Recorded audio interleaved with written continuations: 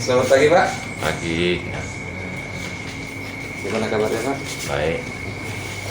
Jadi gini Pak, kami dari pendidikan guru penggerak atau calon guru penggerak ada dapat tugas dari fasilitator dan juga PP kami, yaitu ditugaskan untuk mewawancarai kepala sekolah Pak. Apakah Bapak bersedia? Oke, siap. Demi kepentingan sama-sama kan. Jadi, ini wawancaranya berkaitan dengan pengambilan keputusan Bapak ya. Jadi sebagai pemimpin di sekolah. Baik Pak, saya langsung saja untuk pertanyaan yang pertama. Selama ini bagaimana Bapak dapat mengidentifikasi kasus-kasus yang merupakan dilema etika atau rujukan moral? Memang kalau kita di sekolah, khususnya di SMA 1 Toho, ya kan setiap masalah tuh pasti ada. Ya. Hanya kalau berhubungan dengan etika moral,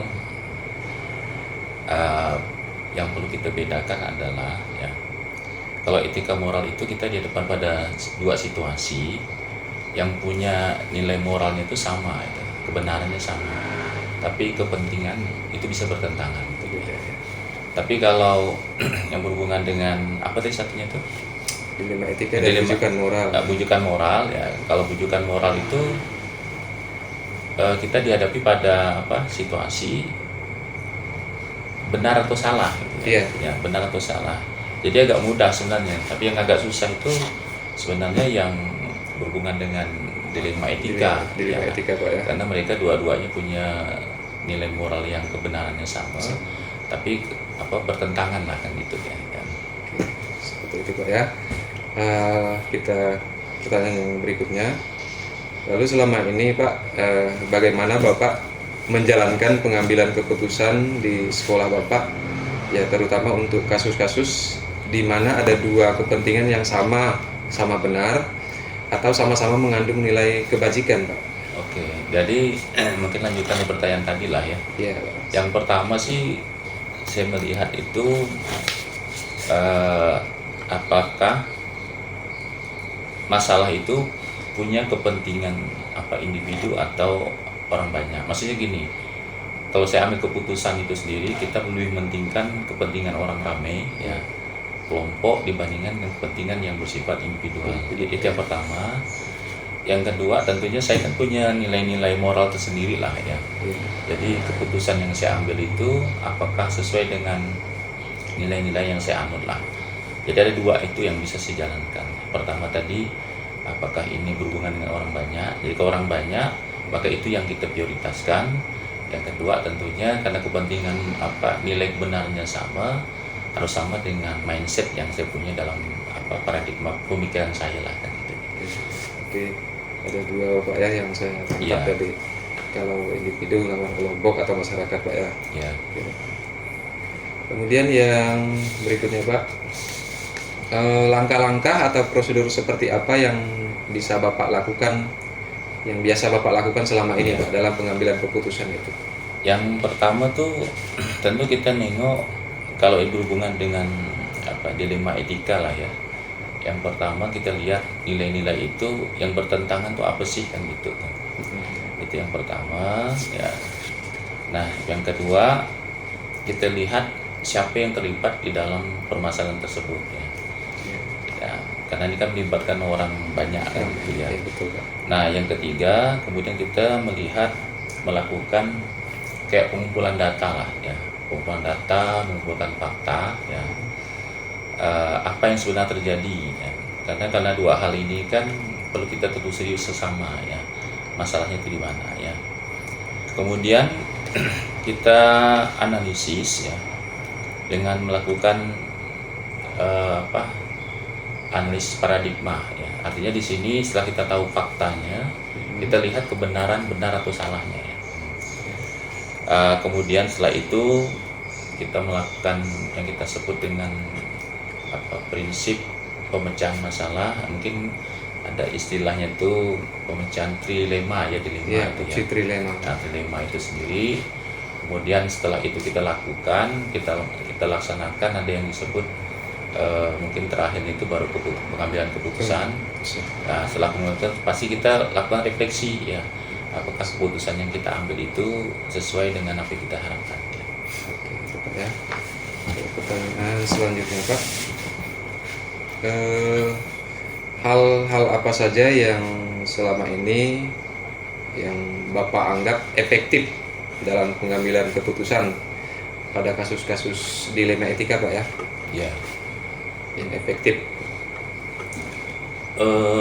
yang jelas kalau menurut saya sih, apabila sesuai dengan nilai-nilai yang saya pakai ya, kemudian tidak menimbulkan masalah yang besar ya, maka saya anggap keputusan yang ambil itu adalah keputusan yang efektif Yang baik ya. ya, yang baik lah ya. Oke. Kemudian yang berikutnya, hal apa saja yang selama ini merupakan tantangan Pak dalam pengambilan keputusan pada kasus-kasus dilema ya, yang ini tantangannya. Ya, tantangan yang terbesar tentunya ini kan bukan baku gitu ya, bukan baku, sehingga kita harus memahami bahwa dilema etika itu harus kita sesuaikan dengan situasi dan kondisi. Ya, artinya keputusan yang kita ambil itu kita melihat permasalahannya seperti apa. Ya. Jadi tidak baku, itu tantangan terbesar. Artinya pandai-pandai kita memilih ini masalahnya apa, kemudian pengambilan keputusan untuk menyelesaikan masalahnya juga apa. Jadi langkahnya bisa beda-beda. Baik Pak, selanjutnya sekarang untuk pertanyaan ke-6, apakah Bapak memiliki sebuah jadwal tertentu Pak dalam sebuah penyelesaian kasus dilema etika? Kalau jadwal sih mungkin tergantung kondisi Pak Islo ya. Kondisi ya. Nah, kondisi. Jadi ada keputusan yang memang harus kita putuskan segera ya. Tapi ada juga keputusan yang bisa kita undur. Undur. Kalau yang sifatnya segera mau tidak mau berarti kita tidak berjadwal, harus kita selesaikan. Yes. Tapi kalau misalnya permasalahan itu bisa kita lakukan diundur, maka bisa kita buat jadwal sehingga keputusan kita ambil itu lebih benar dan lebih efektif ya. Seperti itu prosedurnya ya. Ya, sesuai dengan prosedurnya. Kemudian yang berikutnya lagi Pak, adakah seseorang atau faktor-faktor apa yang selama ini mempermudah atau membantu Bapak dalam mengambil keputusan dalam kasus-kasus dilema etika Pak? Ya, yang pertama tentu kan kita ini melibatkan orang ramai, kita punya kawan-kawan di bawah, ya tentu orang yang pertama kita tanya adalah kawan yang kita anggap mampu memecahkan masalah itu semua. Contohnya wakil gitu ya. Kalau kita punya atasan seperti pengawas, atau mungkin kalau berhubungan dengan masyarakat, kita juga punya panutan seperti komite. Orang-orang ini tentunya punya faktor-faktor penting dalam menyelesaikan masalah dilema etika. Ya. Yang berikutnya lagi Pak, dari semua hal yang telah disampaikan tadi Pak, pembelajaran apa yang dapat Bapak petik dalam pengalaman Bapak mengambil keputusan dilema etika?